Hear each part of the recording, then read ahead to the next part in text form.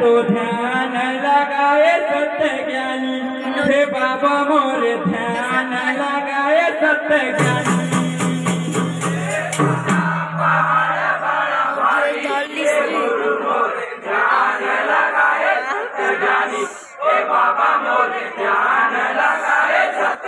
ये छाता पहाड़ बड़ा भारी ये गुरु मोरे ध्यान लगाए सत्य ज्ञानी हे बाबा मोरे ध्यान लगाए सत्य ज्ञानी